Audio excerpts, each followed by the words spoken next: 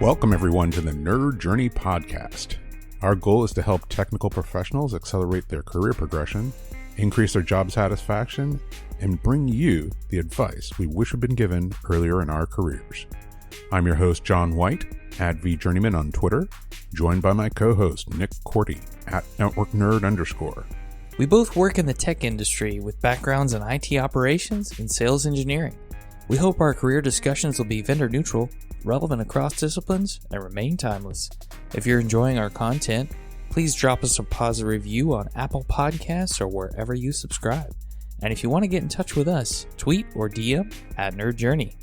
Ultimately, we're just two nerds on a journey. A journey to career enlightenment. So let's take a trip. All right, Nick. Episode number 246. This is part 2 of our discussion with Dr. Sirisha Kuchimanchi. If you haven't listened to part 1, I would highly encourage you to do so. That's episode number 245. Just a brief overview. Dr. Kuchimanchi pursued physics in her initial studies in college. We had a interesting discussion about support for women in science, technology, engineering, and math, the so-called STEM areas. Especially motivating and supporting young women. Loved that discussion. Talked about communicating with your manager and even with your skip level manager as one of those skills that you need to develop. Talked about her living through a layoff and some discussions about personal finance. Just a really cool discussion that unfortunately I wasn't part of, but it was really cool to listen to the discussion that you two had. What are we looking forward to with part 2, Nick? Well, this week, consider the following. Have you ever been asked a question about taking your career in a specific direction that gave you pause? This happened to Sirisha when someone asked her why she wasn't pursuing management roles. You'll have to listen to see what happens. We talk about what managers actually do compared to what team leads do. Sirisha gives us some advice on ways we can evaluate future career opportunities. We also hear about ways to learn from your managers on what good looks like as a manager. And then how do you, as a manager or people leader, create a culture of excellence? Let's get right to it. Part 2 of our discussion with Dr. Sirisha Kuchimanchi.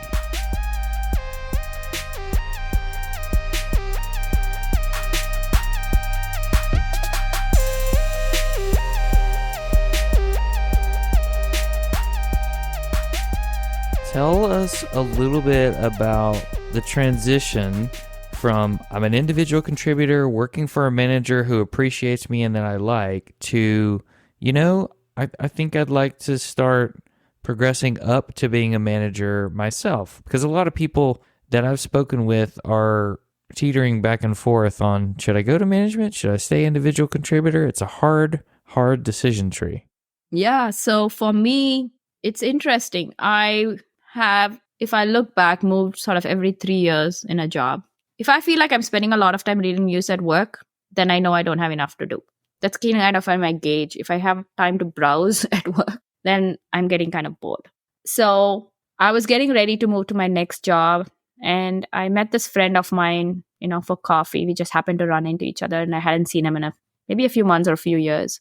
And then he asked me this question, why do you keep moving laterally? Why would you not try for a management job? So it's the same thing that you asked the question. I was teaching. I was like, I can't do management. I don't have people experience. I don't know if I can lead people. And to me, every manager I saw had these brilliant ideas. And I'm like, I don't have any ideas. I don't know what I would even say. And when he asked me that question, I was like, no. And then I went back and thought about it some. At that point, I kind of was getting some, sort of supervisory experience. Not a lot. I mean, the person I was supervising was so phenomenally good. I don't think really needed anything.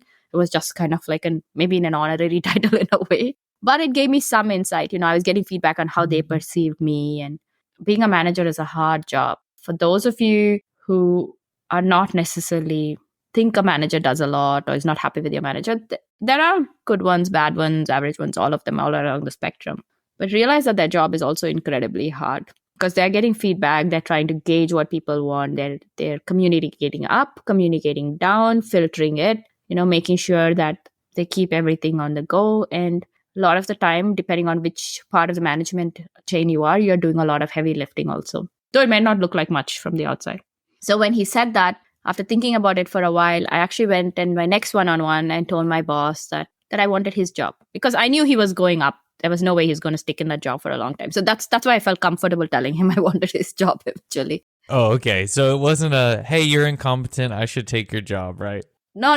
He was very good. I mean, that's the thing. I saw how spectacular it was, and I was like, can I do that job? But I was like, I would like to do, I didn't say exactly his job, but I would like to do his kind of job, because I knew what different management jobs. I had moved in different organizations. So I kind of knew what the spectrum of roles were. And I was like, I want to do kind of your role. I don't remember if it was that day or maybe later on the next meeting. He said, okay, these are the things you will have to do to even get prepared for this. I needed, sort of serious leadership experience, like leading teams, sort of disparate teams, right? Where nobody works for you and you have to influence without authority. Those are all skills you have to learn, even if you're a manager, because just because people report to you doesn't mean they're going to do what you want them to do. You have to be able to still do that and get traction. So it was about learning certain skills and getting certain experience. So, that's why he had to use his social capital, right? He had to get me these roles that, as a support organization that I sat in, we were, requesting the main organization to give me roles that were part of their intrinsic ecosystem. So he was getting me into those roles, and he had to kind of vouch for me. And those roles are very critical. I remember I had to lead this team, and we had this initiative going because something had changed significantly in some compliance. And we were, trying to navigate that system, and the experts were telling us to do it a certain way. And me being new and trying to understand was going to do it the way the experts did. And I remember having a meeting with the team of my peers, and then suddenly stopping and saying, what if we don't do what they are telling us? What if we do it in a certain way, and just push back and say, these are the reasons. On paper, it makes complete sense, but you cannot run manufacturing like that. Not that I'm saying we are not meeting compliance. We are actually meeting compliance better, and the customers will like our process better than just sort of paper penciling this exercise that we're being asked to do, because we cannot run like that. Once I had that conversation, I had to go back and, talk to my boss. I mean, I would keep him in the loop, but I was working with my peers, working with the experts and stuff. And, I had to pull like my skip level manager into one of these negotiation meetings. And I think he got to see a different side of me, because probably from my prior experiences, he had a certain impression. And this becomes critical later on. So while I was having these conversations with my manager, there was another role in a peer organization that came out where they were internally hiring. And I decided to throw my name in the hat. And I told my boss, hey, I'm going to apply for this role. And I think he first asked me, why would you, and then I think he must have thought about it the next day. And he came back and said, okay, you do not have exact experience, but I mean, I could do the job because I knew enough. But he said, highlight these skills you have.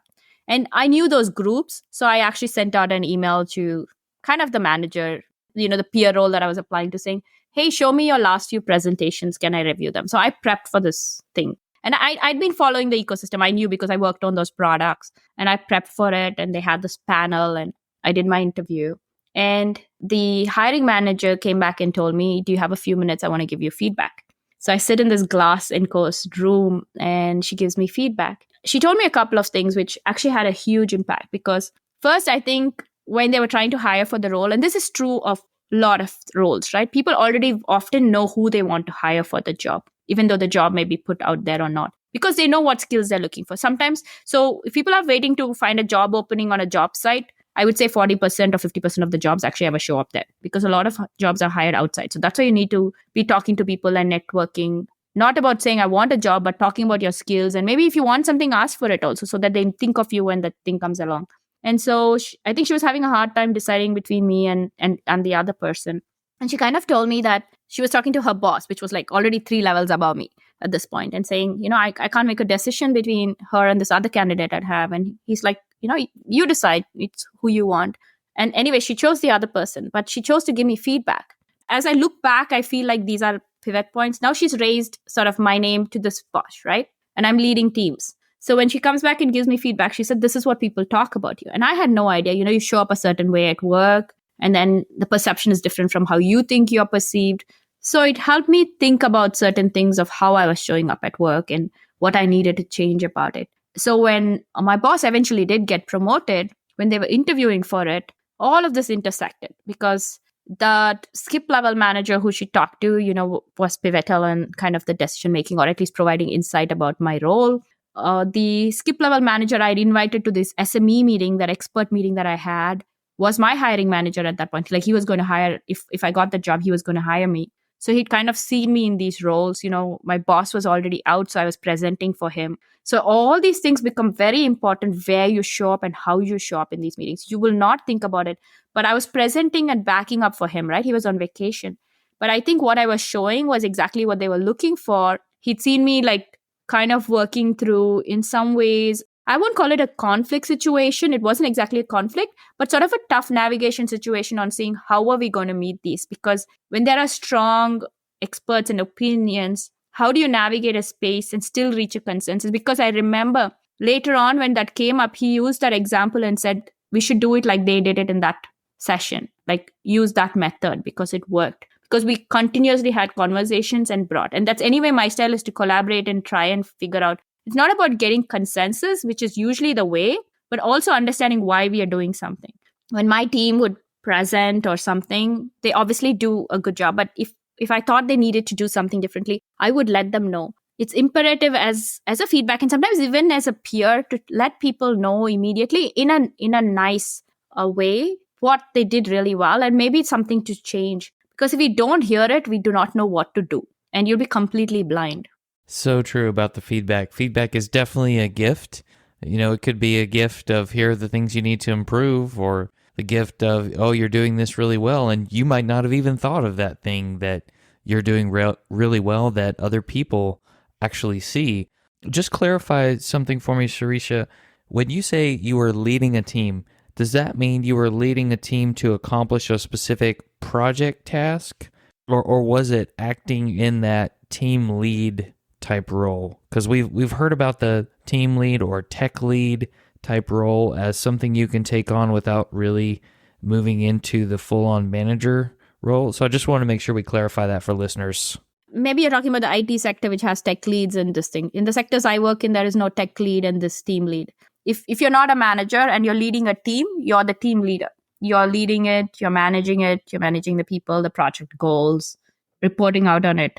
That's what all that falls on you. So you're speaking up about it. You're essentially holding the bag and you have to carry it through to the finish line. Okay. And the difference between that and being the manager is just the manager's going to do the hiring and firing and...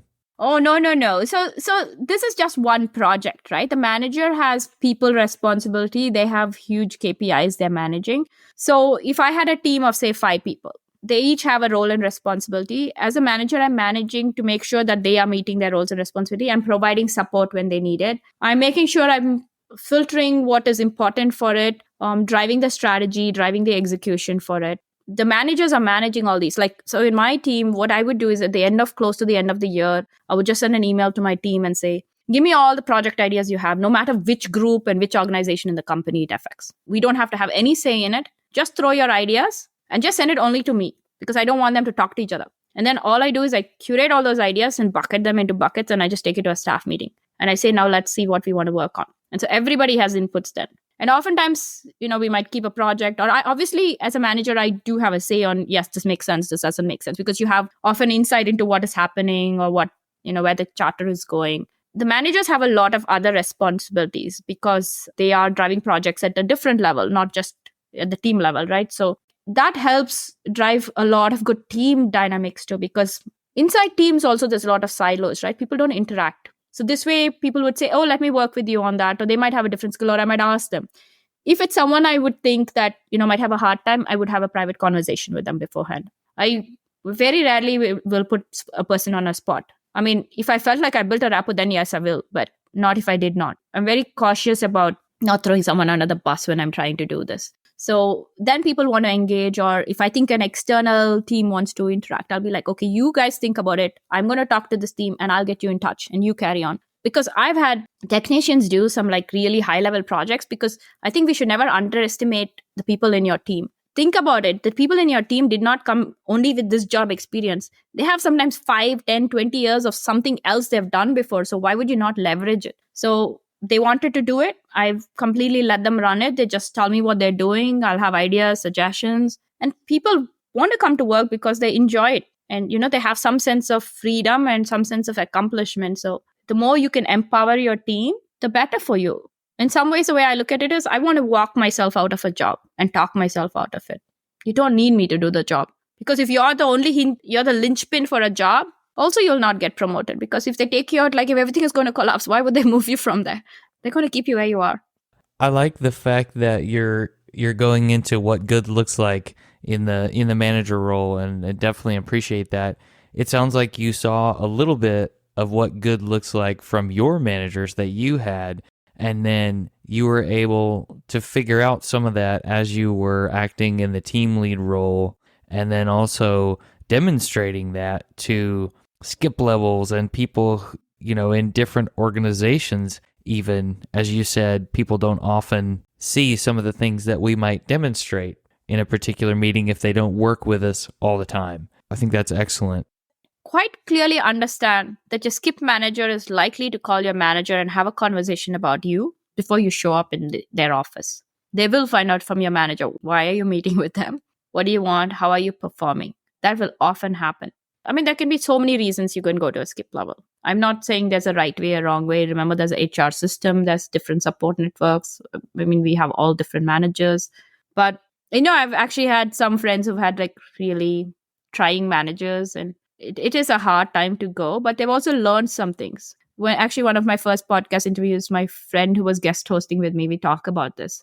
Sometimes you'll have these managers who'll push you. You'll go with this phenomenal thing or this product or this report and say, okay, I've done it. And then they challenge you and they push you. And I've had some of those, right? But then you realize that maybe they see something in you when you look back. They're challenging you because they think you can do more. And, some managers can be intimidating, just how they show up. At least in my case, I've ended up working with some of them really well, because if I were to look back, in a lot of ways, I've had to stand my ground for when I thought it was important. I don't think I realized at that point that that's what I was doing. Like when they would say something or this thing, there was a reason I made a decision or I did something the way I did. Or when they ask, will you come back and say this to me again the next time? I'll be like, yes, I would, because I still think it's the right thing to do. Everybody has a boss in this chain. Even the CEO has a boss, the board. So there is nobody who doesn't report to somebody. So everybody has to justify why they're making a decision they are and why it is in the right interest, just like you were asking about the finance thing. So if you can explain why you're doing it or what is in the best interest of the organization, the company, the revenue, and if more and more, if you can tie it to the performance indices, the priorities, revenue even better, then there's a lot of reasons to do it. And some of them are just, might be gut decisions on hiring and things that also play into it. But do your due diligence and then you'll build rapport with your managers. And as much as possible, you may not be friends with all of them, but you never know who you'll interact with. I talked to a gentleman recently who was many levels up, who I didn't interface with 20 years ago. And I ended up telling him I used to work in his organization. He didn't know who I was then, but 20 years later, we are connecting with just that saying, hey, I used to work here. I wanted to talk to you about this. So you don't know who you'll intersect where and when. That's fantastic. You were talking about taking the project ideas to a staff meeting that your team gave you. What I heard when you said that, and that's what I was trying to think of earlier, was you own not only the spending budget for the team, but the time budget in a lot of ways too as the manager. So you're trying to help decide what should the team focus and work on. So it kind of goes back to what we were talking about, finance and budgeting. When you're in management, you have to budget the people, the time, where to put the resources, and then, of course, any extra money that you might be in charge of spending within the organization. I mean, think about meetings. Meetings are a cost initiative in itself. If you have all these high-paying jobs sitting there for hours, you better have a good agenda and what you want out of it. Some of them are ideation meetings. I know that everything is not going to come up with a solution, but you better be corralling the troops constantly to get what you want out of it. Otherwise, you're just spending a lot of people's time to do I don't know what. So be clear on what you want. Preferably send an agenda out. I mean, my staff meeting had agendas. I would sometimes have rotating schedules on, we would have people talk about where they came from and what they did. Because during COVID, it was very hard to engage. So we would talk about either the foods we liked or where place we came from or the vacation we took or the culture. We had games. And on a rotating schedule, we would look at metrics. And oftentimes what I would do with my team is, very often managers, at different levels have different access to different presentations you're giving or something. And if it was something you could share, I would bring back those to the meeting and talk to my team about what was the organization talking about, where did we play a role in it, because you're asking your team always for reports and stuff, right? And I think this is where that fine line comes, right? I think this is kind of what you're asking, what does a manager do? Oftentimes you're asking your team to give you this information and this, and they see you carrying this information off into this hole, and then they have no idea what the heck happened with it. Bring as much of that back, especially like the big meetings, and come back and tell your team what you did with it, what happened, what feedback you heard, what are people saying about it, because then that gives them an idea of what it is that they're talking about. So if they were to run into a peer of yours, they can say, hey, I heard this in this meeting, and then they're able to tie it to the priority. So it elevates them as well to say, I know what you guys are talking about in a way. So it is as imperative as you to share that information with your team. And I think it helps to build a lot of trust and sort of this collaboration among the team, right? Then they see and say, because I remember when I did it the first time, and maybe after first or second time, I had this very senior engineer who came and stopped by my office and said, in all the times I've been there, I've never had anyone tell me what it is from these meetings that we do. And it's good that you're getting to share with us what's going on. And it was eye-opening to me, because it's like, yes, because we need to be doing that. If my boss is taking my report, I'm curious to know what he did with it. Sure. Like, where did it go? Because oftentimes, I know as someone who's preparing it, you're thinking, why can't I get to present it? Maybe even ask your manager sometimes saying, hey, can I present that in the meeting? You never know. They may say yes. That's a great point. Because that's what you want, right? You want visibility. So when I had these meetings that I had to present to the leadership team, to my, my peer group, oftentimes it's I who would present, but after the first few meetings, I'd gotten to know the group and my peers, I would make my team present. I stopped presenting. I would do maybe a little bit, but because that was the opportunity for them to get visibility in front of the leadership team. Otherwise, where are they going to ever see them in that circumstance, right? You get to talk about what you are doing. People get to know your face. And in these days, people hardly get to see the other person, right? You're usually through email contact. So think of ways to, while you're elevating yourself as a manager, as an individual contributor, don't forget to elevate the people in your organizations or your peers or somebody who's working with you or somebody in a completely different organization. People will talk, people will, continue to build that. So then you can lean into that. Yeah. And I think it also helps your people see that the work they're doing isn't for nothing. It wasn't busy work that you asked them to do. Mm-hmm. It does exactly what you said before, which is telling them why are they doing it, how it connects to the company goals, but it also gives them purpose. Oh, this is for a reason. It's not meaningless. It's not for some report that nobody looks at. This is why it's happening. That additional context is so helpful that we don't often realize what the impact of leaving that out could be. Yes, absolutely. Because there are going to be a lot of closed door meetings that you will not have access to, no matter which level you are, right? But as much as you can get in or provide feedback of what happened, if you can share that, if it's not confidential, and maybe find a different forum to report out on this or talk about it. Because in the end, you're either trying to hit a revenue target, a customer target, or a product target. I mean, there are like only 4 or 5 buckets that we're all in the end, no matter what job you do, you're trying to hit. So where does this hit the bottom line in that? Are you doing better customer service? Your product is getting better? You're mitigating risk? Like, which part of that portfolio do you fall into? And think about that. Absolutely. So we talked about frontline management, and we talked a little bit about skip level. So at what point, Sirisha, did you decide that you wanted to pursue the next level up of managing managers? In some ways, as I was getting different roles, you also get tapped on the shoulder for roles too. And it kind of happened partly like that. I was doing a role, I hadn't been very long. And then when the person who was doing the other role got promoted, I was just happened to have a one-on-one with my boss, and I was just chatting with him. And he's like, who would be a good person for the role? So I was like, this is what I think that role would be. And he's like, do you want to drive for it? I'm like, I'm as I talk about stuff and say we should all advocate, I have to tell you, we all learn through this process. A lot of the things that I talk about in my podcast and other things are basically from experiences I have seen or seen with others or just conversations. So this is the advice, right? I realized then that you do not know what, I think you said this earlier in the thing. You do not know what you're doing well or what you're capable of. Other people will see you differently. also what you're not capable of. Let's be clear. Sure. It's all not roses. So I think that's where, when they said that, I had to think about it hard, because I had to talk to my peers, because that role was incredibly challenging. You hear things about roles, right? And you're wondering if it's the right job for you. And I talked to a lot of managers who I'd had as past bosses, or people I knew, to get ideas and interview for these roles. So this is what I would tell people.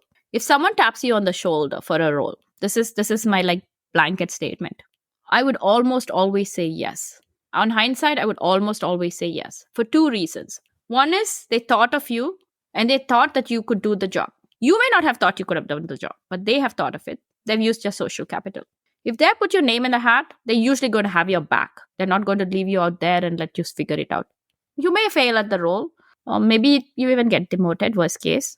But you learn something, you build a network, and you get access to a set of circumstances which you may not have. And people may disagree with this. Only reason you should say no is there's a concrete reason you do not want the job, like personal reasons, whatever. Maybe the time is not right for you. But be very sure why you're saying no. Don't say no if all the reason, when you distill it down, thinks you're not ready, you don't think you can do it. Those should never be the reasons, because somebody came and asked you. And that's what I tell people. So because you have to be incredibly careful when you say no. And trust me, I have said no. Though I've said saying this, I've not always followed this, because at that point I thought that was not the right role for me. And if that is the reason, okay. But be sure that you do it for the right reasons, and you may burn bridges. People will stop asking you after some time. So that is the caution. Right. You can say no. I'm not saying you should take the role, though I said that is the first statement. You should always say yes. But I've also said no. And with the understanding that I might stopped getting asked after some time.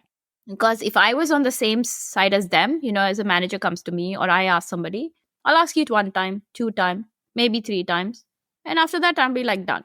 And I've told people that when I've, vouched for them and gotten them and they were like not sure and, maybe convinced them once, twice. But I've also kind of said, hey, this is kind of the second time or maybe 1 more time. And that pretty much I'll be done with this. Because if you keep saying you want to do this and then you back out every time we come and give you this, and I've played the same thing, though I'm playing devil's advocate. I know I've done that same thing probably. And I know that in some cases I didn't articulate what I wanted properly and I could not articulate it. So don't not take a job because you think you're not capable of it. That is all I would say. It will be hard. It will be painful. There'll be a lot of learning curve. If you think even there is a drive to do it, do it. Because I remember a colleague of mine and me talking once about, hey, where do we want to go next in our career? And, all companies have these groups, right, that are doing well. Some we're not too sure. We think it won't last. And we were talking about some group. And I was like, if I got a certain role in that group, I would still take it, because if I got a level up, I would have access to a different level of conversations that was happening at the executive level that I would not have where I'm sitting. Because each stage you are in, you get to hear different conversations. What are the key careabouts about the group? What are your peers talking about? Engage with different people, different projects. I only got more finance exposure when I went up to a certain stage in my career, because otherwise I didn't work with them so much. So you're privy to certain things. You're building a strong network. So I never see anything as a bad bet in some ways. I mean, like I said, I've declined certain roles, because also the other thing is, if you're going to accept a role, I just want to put this as a disclaimer. Think about what that role will get you. If it's not a project, see, a lot of things I'm talking about saying yes are project based. But if it's a role, think about where that role is going to get you to next. Like, where does that potential pathways lead? Where are the pluses and where are the minuses going to be? And if it's overwhelmingly positive, then think about doing that role. If not, maybe there's a good reason for declining it. But be sure why you're declining it, because I have looked at them and I've not seen a pathway moving forward. And it wasn't necessarily executive roles. It was like even like beginning manager roles. Because in my mind, yes, I would get the manager title or I would get this. But to me, it was a dead end street. It didn't lead anywhere else forward, because those roles didn't have the right access or the avenues to engage in certain roles. So kind of think about it. I tend to use a SWOT. Early on, I think when I returned to work after a year or two, I was managing sort of cost budget for a group and I had to do a SWOT. And I was like, what is this? And for those of people who may not know what a SWOT is, it's SWOT. And it's strengths, weaknesses, opportunities, and threats. And I realized I totally love the tool. I don't use it all the time. Every few years, I'll pull it out. But when I wanted to make a career pivot and I had spent a year talking to like various groups, I wrote down what experience I wanted, what opportunities I was looking for, and what that ecosystem looked like. And what it helped me do was when I wanted to take a certain role and I was so fixated on it, when another opportunity came, I pulled up my SWOT and realized that the second opportunity gave me more flex and leveraged my experience, while the first one that I was gunning for would not really use my expertise. I would have to really totally learn from scratch. So I tend to kind of think about it and what is it that I want out of it. And it's not about a 3-year plan or a 5-year plan or a title even. I'm usually looking to see what skills do I want to learn or what do I want to know. And then it kind of transforms that way. I like that. And I like the giving the nod to something that someone thought of you for, or at least really considering that hard. And it falls in line with what you said. They believe in the fact that you could do something, even if you don't. So you have that support that a lot of people never get, which we talked about at the beginning of our conversation. So maybe that is enough to get you over the self-doubt hurdle automatically. Yes, and we are going to have, right? Jobs are going to be hard. They're going to be highs, they're going to be lows. And I heard this, he was the CEO, Nirav, he's the co-founder CEO of Nextdoor. He's like, you want to curl up under your desk in fetal position and hide, when you hit the low as an entrepreneur. It's no different. There are going to be days where you feel this huge pit in your stomach as an individual contributor, as a manager too, especially when certain things are going on. As much as I might brushstroke it and make it look positive, there'll be so many people things. That is the hardest people. That is the reason people don't want to be managers more than anything, right? It's the people challenges that they dread. And I'm not going to tell you it's going to be easy by any means. I was so incredibly lucky in my first role to hit upon this HR partner who helped me navigate a lot of this and to learn and how to do it, how to construct conversations. And it's not that we always agreed on how it needed to be done, but it was a healthy debate on how to address certain things and not to drag things on forever, right? Being able to provide that insight early on to your team, because the more you drag it, no one knows what's going on. But you need to find those mentors, those peers, those partners. And it's not that you're always seeking it out. You'll know when you hit on that right person. It could be someone you worked with or your colleague, or my colleagues have told me sometimes, have you negotiated for this? You should be negotiating for this like this. And you're not necessarily giving me numbers, but at some point maybe they were your boss and they knew what your thing looked like. So you're not telling people to negotiate and things like that. You need those kind of a little bit of pushes. And managing people is a hard job, because there are going to be so many different people, so many different personalities. People are not going to be happy. You cannot do everything that they want you. You cannot promise everything. But what you could probably do is try and listen, maybe make a difference. Sometimes tell them why you couldn't do it, because on all cases, you cannot really tell them why you can't do it. And sometimes it might just be really badly executed relationships that you just have to live with, and you'll question yourself. And maybe you'll find out maybe it wasn't just your judgment factor, but you never know. But all the thing you can do is do the best and find some peers. And I know it is hard in any role, because you're in an office professional setting, on how much you want to be open about things, right? I am not going to tell you that's going to be easy. So you will have to find people, or maybe pick a few people and share little things in different circumstances. Who taught you to list things like 25% of my team members got promoted on LinkedIn? Because I saw that metric there and it just made me happy. When I was actually trying to do for a role and I was trying to pitch for something, I was talking, I think, to a HR or a communications partner. And, one of the things, the metrics as you go up the leadership chain, they're looking at is, one is, your followership, whether you can strategize, whether you can execute.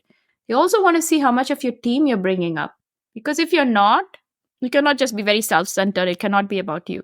And for me, we have technical ladders, we have management ladders, and it's always exciting to see when someone gets promoted and becomes your peer, right? It's a different relationship. You'll have to navigate this new relationship for them and for you.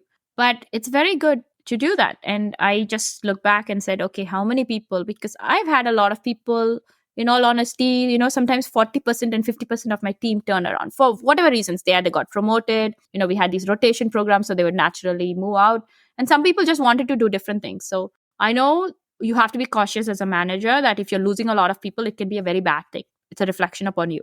But if they're doing it for the right reasons and you can see where they're going, I think it really helps to be able to speak to it and why there's this sort of navigation process. I think when I was looking back as to like what happened to my team, where did they go?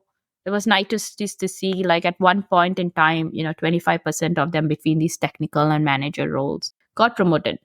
Did they have anything to do with me? I have no idea. But they got promoted at one point when they happened to be in my ecosystem. So that's kind of how I just look at it. What about the creating a culture of excellence? How does someone at a higher level leadership role create a great culture for their organization? A lot of it's based on being as open as you can, and I think building a lot of culture around trust. So some of the examples I was telling you, when my team, I would take the actions back to the staff meeting and say, let's decide the priorities for the year. It gave everyone a skin in the game, right? They got a help to script it, no matter which level of the organization they were. You can work in a sort of matrix or a multi-tiered organization. I know all managers cannot have multi-tiered conversations because just depending on the group size. But maybe once in a while, if possible, you can pull, depending on the number of people reporting to you, you can see how to do that. But in some ways, empowering people to make a lot of the decisions. That's kind of what I ended up doing. So as I was doing these, my team would start to step into a lot of different things that I was making decisions for. Over time, I started to give them, because I was also working on projects and I needed, some space to work on them. So they would step in. And I never took them back from them. I continued to do. And if they had questions, I would help. Such that actually there was a summer, not too far back from when I actually eventually quit my job. I went to India for 2 months, and sitting in a leadership team in kind of a manufacturing environment, you don't step out for 2 months and be completely unplugged from a role. And at that point, I remember a colleague asking me, does it mean you're going to be completely unplugged? And I was like, first I said, no. Then he asked me, so does it mean you're going to respond to messages? I'm like, no, just hold that thought for a minute. I'm actually going to be completely unplugged. Because I was going to India. I said, I will have an international plan on my phone and I can respond to messages, but it'll have to be emergency messages that you will text me, because I will not be checking my email. Usually when I step out, I am out. And, my team did such an amazing job. They stepped in. I checked with them before I even, kind of went and did this thing, saying, can you manage? I mean, they said yes. I don't know if they would have wanted to say no if they would have had it. So let's be honest about that. It probably put a ton of pressure on them as well. But I was able to unplug. But we had, in some ways, it wasn't a last minute scramble. Over time, they had been doing different things. One of the first things I did as a manager was I created this roles and responsibility chart, because organizations can be siloed. And I wanted to know who was covering which, because I just didn't know who was doing what role. So it was for my own sake. But I took it back to the staff meeting and I started to say, who is the second person responsible for this? Who is the third person responsible for this? And then some I would pick, and some would have asked the team who wants to do this. Or someone would have the skill saying, okay, I can do it. And so we picked it as a combined thing. So two things came of it. When people were, they could cover for each other. Initially, they would come and ask me for time bank and stuff. And still, I have to approve it. But oftentimes, if they had time, I would tell them, just talk to your person who's going to cover for you. And if you think they're good, come and let me know. It becomes very hard as a manager to manage all these moving pieces.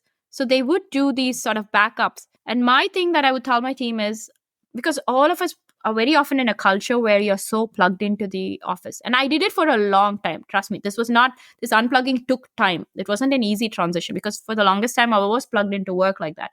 But I tell my team, if you're out, I would prefer you not to show up at work and not to respond to any messages. The expectation is you are out at work. Your team should be covering for you. You will tell somebody who your counterpart is, or if you think your counterpart cannot manage or is already overwhelmed, you tell me what the job is, what needs to be covered, and it's my responsibility to manage what that escalation is or whatever. It's not your job.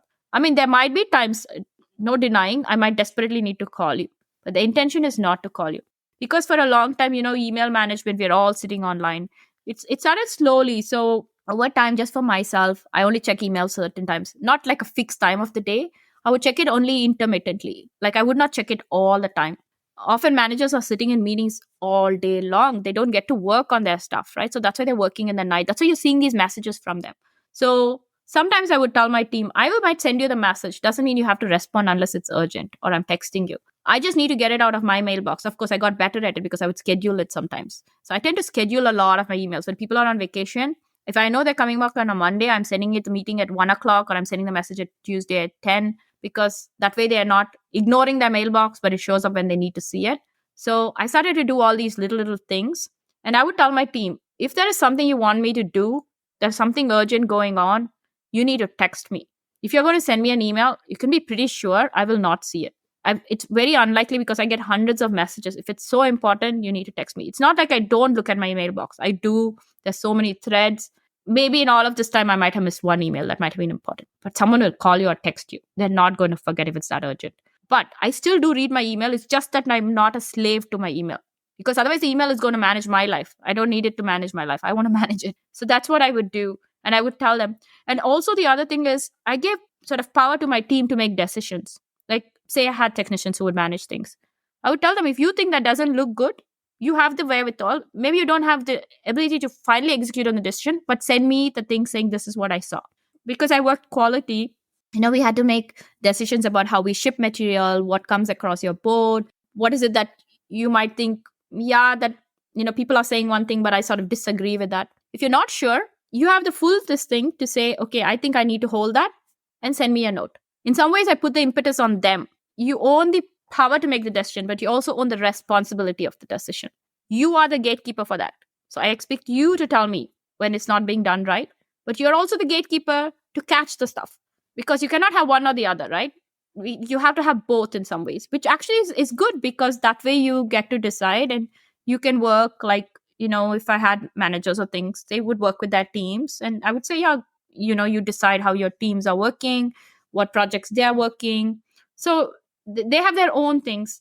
So you have to kind of pull all these pieces together and create boundaries. Even if you're working for a group, you're an individual contributor or a manager, every company, and I heard the CEO say, I don't remember which CEO, every organization will take it, everything you can give it. So you have to decide how much you want to give. And there are expectations, and I do not mean to, by any means, oversimplify this. There are job expectations. The higher you go, the more expectation there is. And the hours will be crazy. The pressure will be there. And it can be at all levels. But obviously, as you're climbing the ladder, there is more expectation. But in some ways, you also have to figure out how you're going to draw those boundary conditions around those expectations, and what you're going to give, when you're going to give. Everything does not have to be at 10 p.m. I remember I worked this crisis early on, and, we would have custom meetings every day. And I realized that I had this really young engineer. And when he would say he would send the email at night, I realized it always meant 3 a.m. in the morning, because that's when he worked. So actually at that point, we were in such a crisis. There was no point putting more pressure. So I would wake up literally at 3 a.m. and see what he sent me, and then work my process in the morning. In the beginning, I would panic, and I'm like, that's his style. He's just going to work it. There was no point me stressing him out when he was already going way beyond and doing some amazing stuff, just to wait it out. And then slowly we figured out how to work together. We got along, and I would joke and say, okay, I'm going to wake up at 3 and see what your message tells me, because it's not coming at 11 p.m. and I'm expecting at 11:59. So I tend to talk to people a lot and sort of try and work as much as possible collaboratively. That's kind of been my way of doing things. I like that approach. And I like the approach of giving someone the full ownership of the good and bad decisions, or both sides of the coin. I think that engages them more to do the work, because the power, there's only so much limit that you're putting on it. It makes you want to get in the boat because you built the boat. Yes, and don't get this wrong. The manager still holds the card. If that thing doesn't go right and you made the decision to give them got bad, the buck stops with you. So you better own it still. So you're still overseeing this. It's not like you gave it and you walked away. And there will be mistakes. And there have been things that have not gone right. At some point when I thought, oh, maybe they did it, then I had to realize that it was as much on me that I hadn't trained you to do it right. So then the onus came back to me, rather than me saying, oh, you guys didn't do it. I was like, oh, we never did set up the process for this. So let's figure out how we are going to do this. Because in my mind, it was all very incredibly intuitive. Like, why did you just not get it? But there is nothing intuitive about anything. You have to walk through a process and figure out what it is. So I spent a lot of time, driving productivity improvements just as much, because just processes, it took away a lot of the mundane stuff that most of us don't want to work on. How can we optimize this? How can we have good data integrity?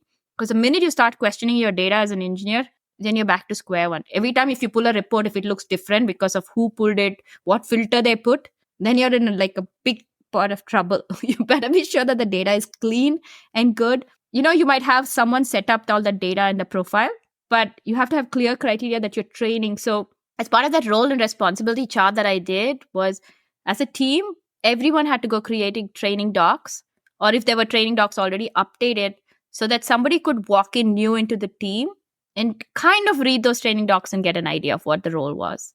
Because the roles were so incredibly different, it cannot be comprehensive, but enough to say, what is it that we need to do? Because there's so many moving parts otherwise. It's onboarding documentation. It's something that's often overlooked. I love the process optimization. So I want to put it all together as we sort of wind down here, because I want you to tell the story of deciding to walk away from your job at TI. I remember you telling me that at a podcast meetup.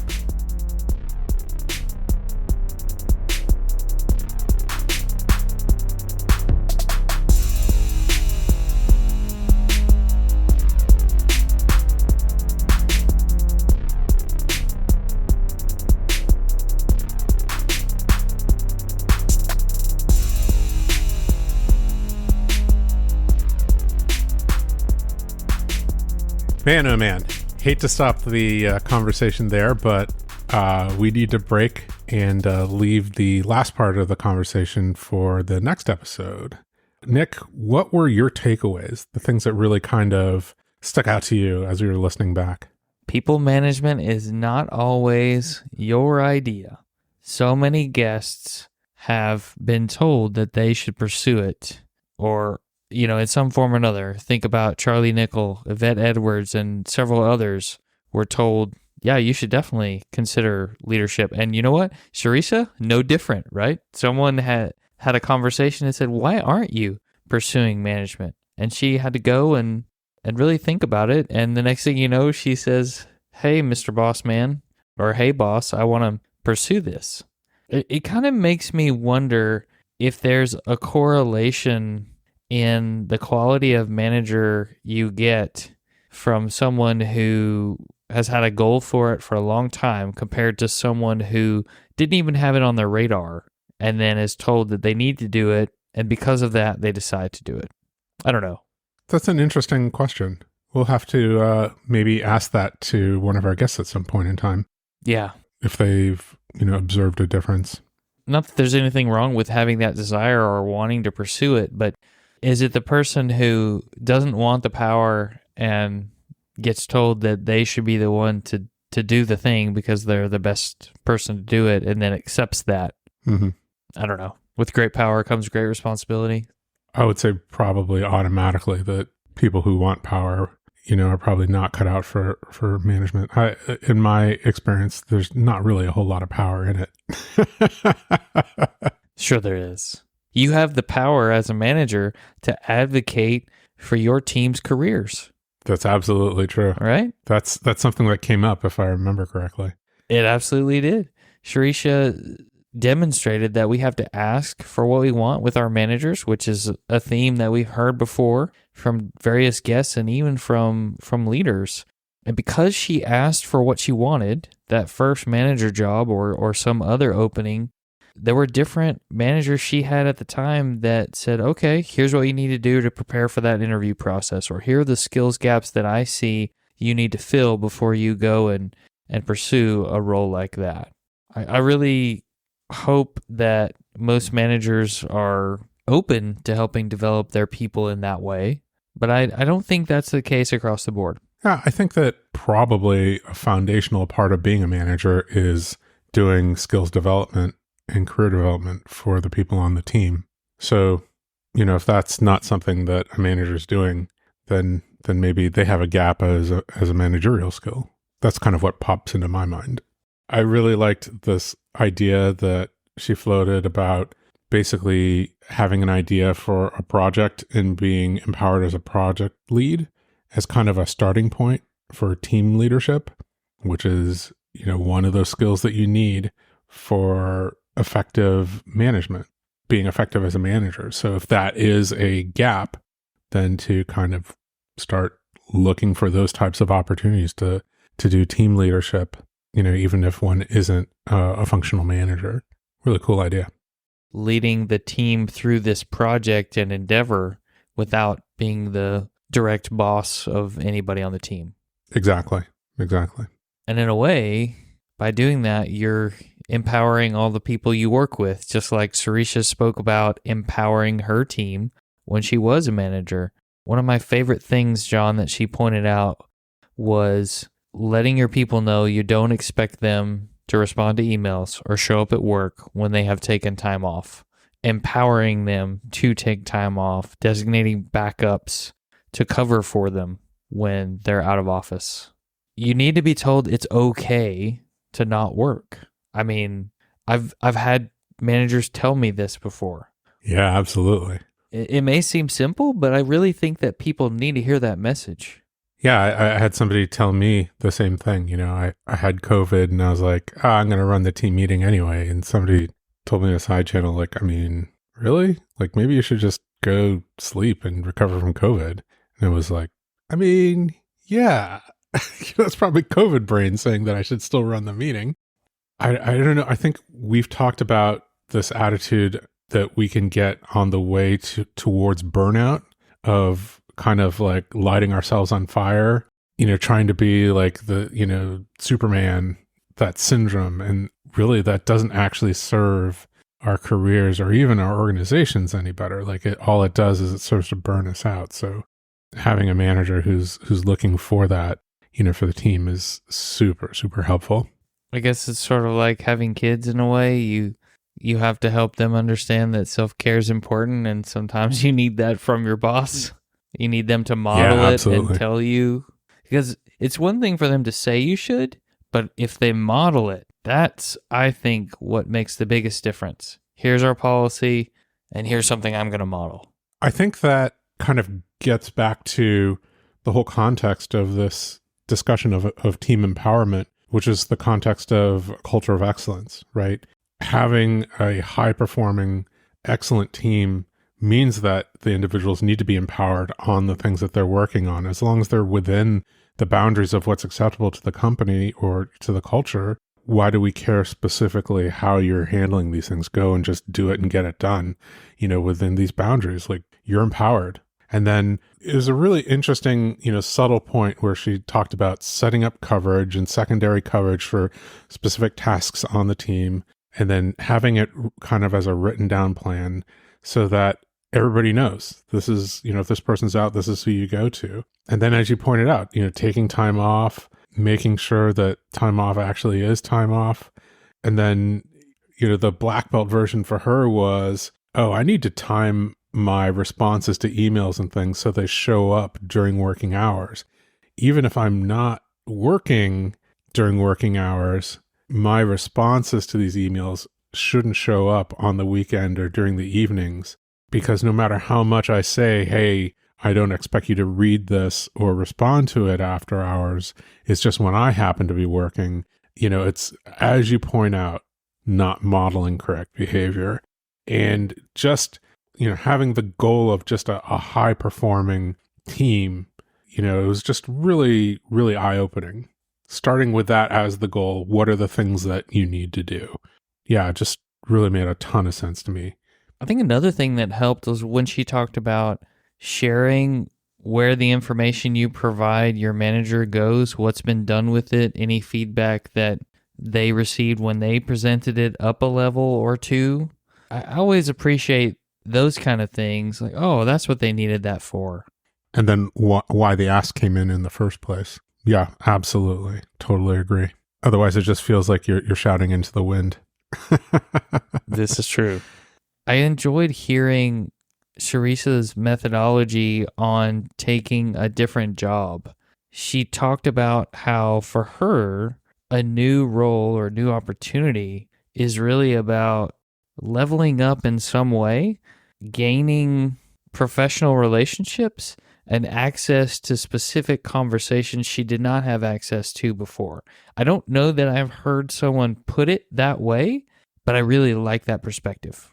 Totally agree. It was, I keep on saying eye-opening, even though I'm listening to it, right? But it opened a part of my brain to that as part of the goal of evaluating a new position.